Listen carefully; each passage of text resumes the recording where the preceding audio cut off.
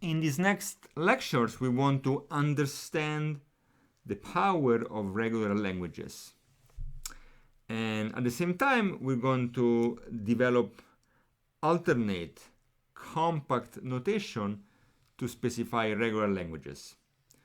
So if I'm writing a compiler, I'm not going to specify a DFA for regular language because I have to draw a picture, which is not great. Instead, I'm going to use a notation which is commonplace. For example, it's in the grep command in Unix that specifies a regular language. So for example, this notation here, this command here, selects all the words that start with C and end with H in file. And as we remarked earlier, this type of things are things that you can program a DFA for. Okay, but first let's start with understanding the power of regular languages. The way we're going to approach this is to study closure properties. Specifically, we're going to ask, suppose you have two languages, A and B, which are regular. Then what about some simple combination of A and B? So what about not A, which is the language of strings which are not in A? So this is the complement of A. What about the union A or B, A union B, which is a set of strings which are either in A or in B? And we're also going to consider other ways to combine A and B, in particular the concatenation of A and B, A concatenation B, which is a set of strings W1 concatenation W2, where W1 is in A and W2 is in B.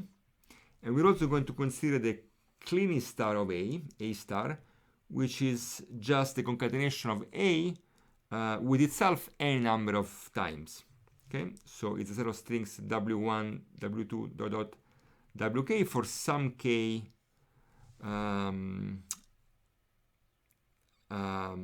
possibly 0, such that Wi is in A for every I.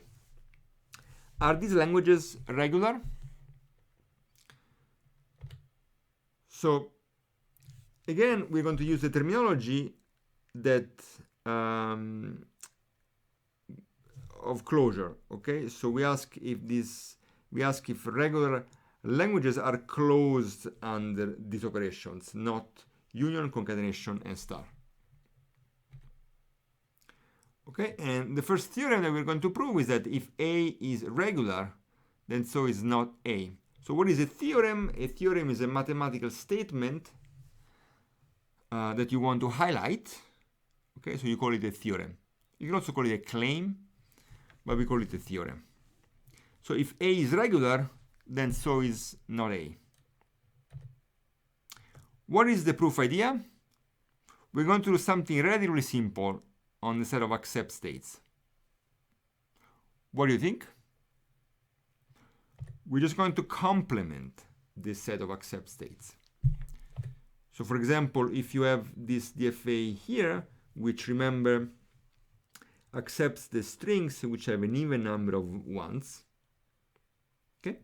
If I complement the set of accept states, you get this one here. So Q0 was accepted before in M, and now it's not accepted in M prime, vice versa for Q1.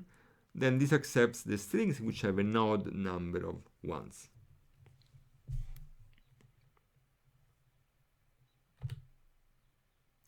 Okay, so this is the theorem that we want to prove, and now we're going to give a formal proof. So how does the formal proof proceed? Okay, we have to work with our definition. So we're given a DFA M, which is a 5-tuple, such that the language of M is equal to A. Okay, and I want to give a DFA for the complement of A, not A.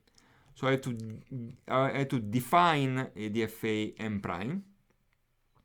And this definition is the creative step of this proof. The rest of the proof is perhaps complicated, but it's completely straightforward. It's a mechanical unwrapping of definitions. Okay? There really isn't anything going on once you have this creative step clear. So what is the creative step? What are we going to do? How is m prime defined? Well, it's defined as m, so the q sigma delta q0 are the same, but the set of accept states changes. Okay, f prime now is defined to be the complement of f. Okay, and we have to show that the language of m prime now is the complement of the language of m. That is, for any string, what do we need to show? We have to show that m prime accepts w if and only if m does not accept w. Okay? And okay, so let's treat it in terms of traces, computational traces. Now the traces of m and m prime on w are what? Are equal. Okay?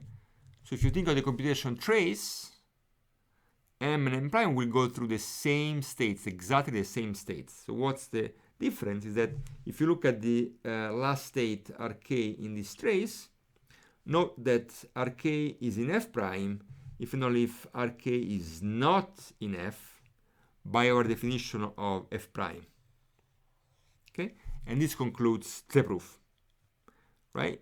Given the trace, m accepts if and only if rk is in f, and that's if and only if rk is not in the complement of f. So this is a proof. And what is a proof? So let's just step back a second. So a proof is an explanation written in English or whatever your language is. Okay, it's not written in machine codes. It's not written just using quantifiers. It's written in plain English of why something is true. So in a proof, every sentence must be logically connected to the previous ones. So typically in a proof you will have things like so, hence, since, because, and so on. And it's very important to keep in mind that your audience is a human being. It's not a machine, okay? We're not trying to write down machine code or like a large number of symbols which nobody can understand. We're trying to explain in English why something is true. And it is, so if you just write a bunch of symbols like this, you know, if I want to prove this theorem and I just write these symbols like this, so I have the definition m and m prime, that's not sufficient, okay? Because this will be sufficient for a computer, but not for a human being. I need to see the logic behind this. What are we doing? You have to explain in English that we are taking the FA m and we are doing a certain operation on m, namely complementing the states, okay? So just writing this text here will not be sufficient. Instead, it's useful to think of a proof as a pyramid. So a proof is a pyramid. At the top of the pyramid is the main idea. Okay, if you are meeting someone in the street and you have to tell them in one sentence what this proof is about, you don't write down the symbols. Instead, you tell them this. This is the one sentence idea of this proof. You're going to complement the set of accept states. Okay? Now, to know a proof means to know all the pyramid, and the lower levels of the pyramid are all the details. So at the very, very bottom of the proof, okay, there would be all the details, exactly the formal definitions of the DFA with f prime, which is a complement of f, and so on. So you have to know every level of this pyramid, okay? You have to be able to convey the main idea with one sentence or whatever it takes, and then you also have in the back of your mind the knowledge of how you will formalize this to the very last detail, okay? To know a proof means to know all the pyramid. And it's a very good idea when writing a proof to write the top of the pyramid, so what's the simplest idea, and then give some details. you probably have to convey some portion of the pyramid, like maybe up to here, starting with the top. It's typically the level of detail that a human being finds useful. Okay, now let's give an example. Let's say that the alphabet is 0, 1, and let's say that we have this DFA M, which, recall, accepts the strings of length 2. Now, what is the DFA M prime which accepts the complement of sigma 2? Remember, we said that we're going to accept, that we're going to complement the set of accept states. Okay. However, think a second exactly how the new DFA would look like. Well, it would look like this. Okay. So don't forget the convention about the sync state. Okay. So if I go to the previous DFA, right, we did not write the sync state, which is not accept. Okay. So this has to be complemented too. So if you complement that, you get this DFA here. Okay. So this new DFA M prime now accepts the complement of sigma 2, which is every string except those of length 2.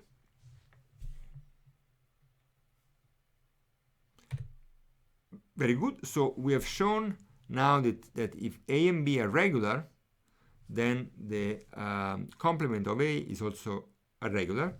And the next one now is A union B. Okay, can we show that A union B is regular as well?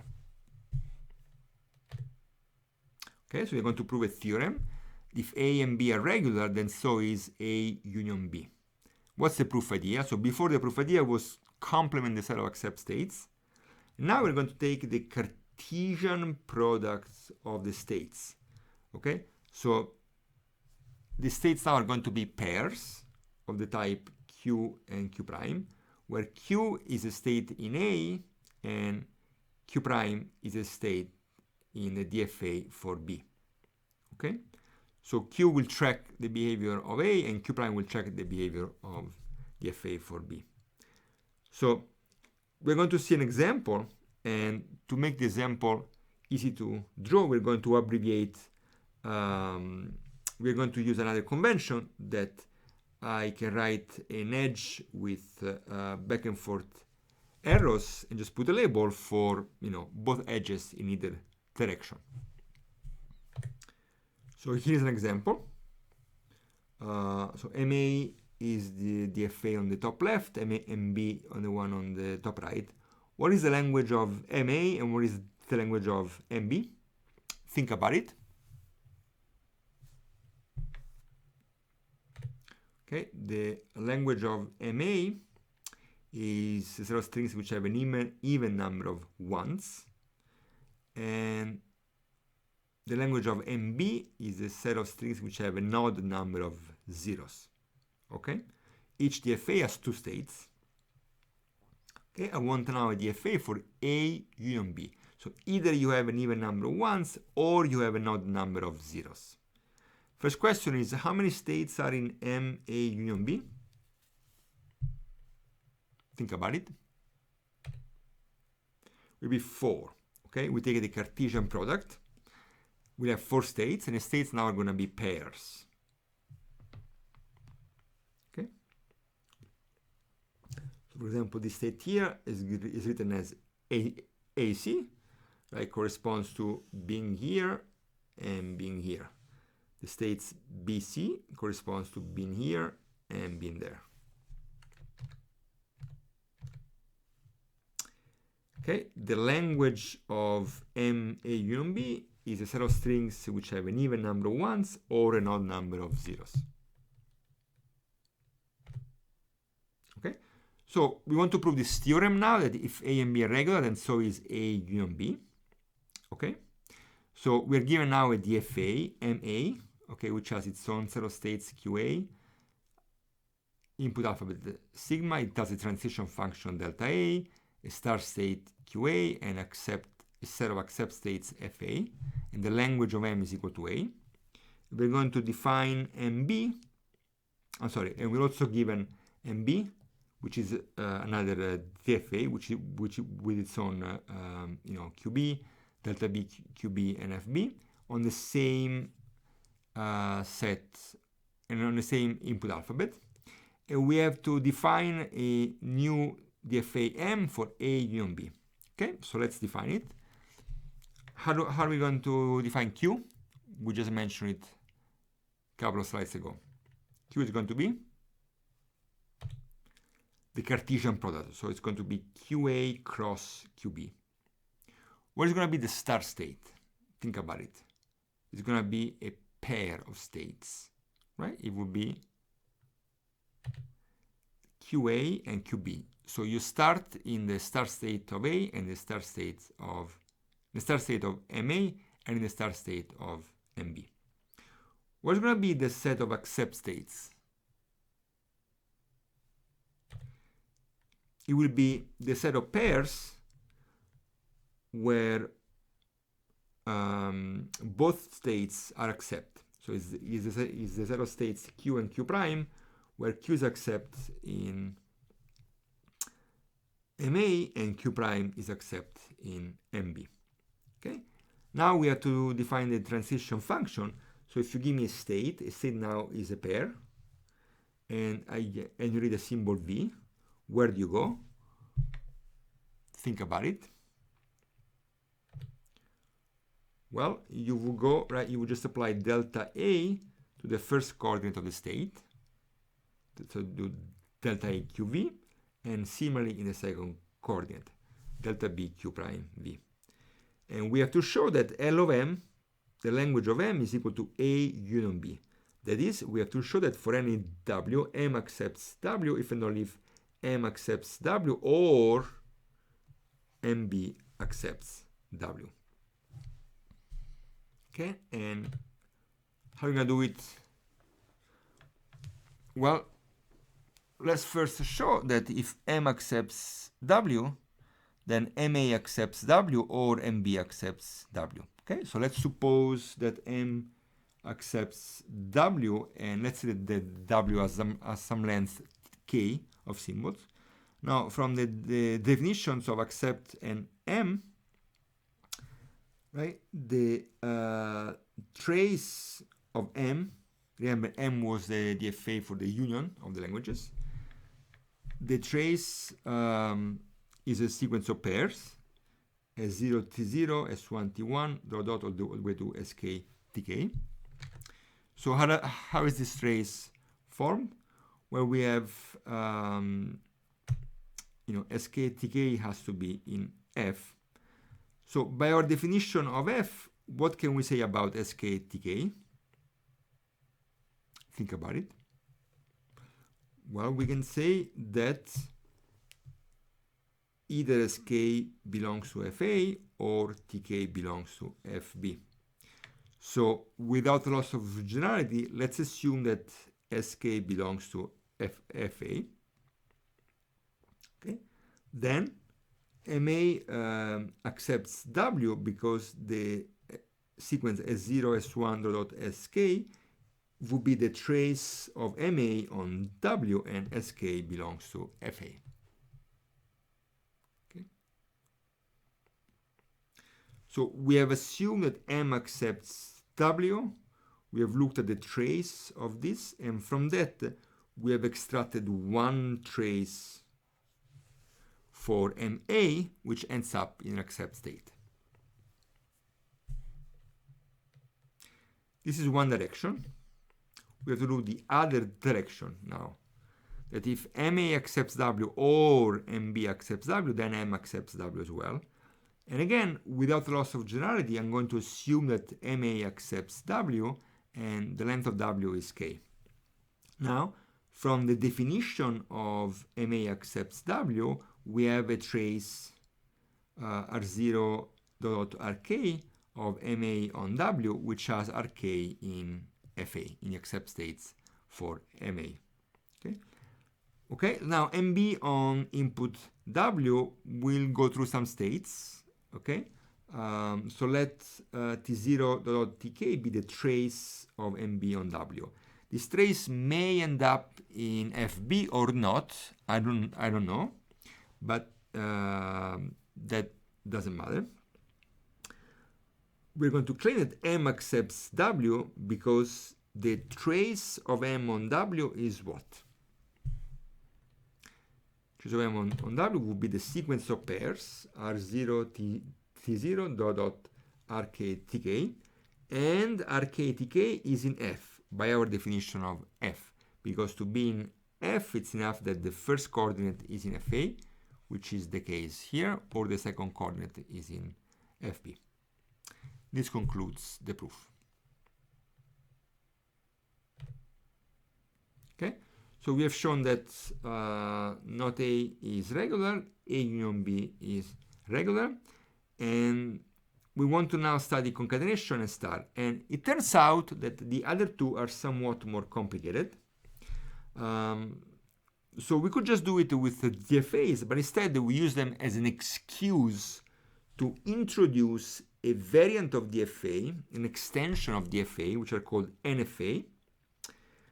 Then we're going to prove that NFAs are equivalent to DFAs, and we're going to reprove the closure under union in a much simpler way. Then we're going to prove closure under concatenation and star using NFAs.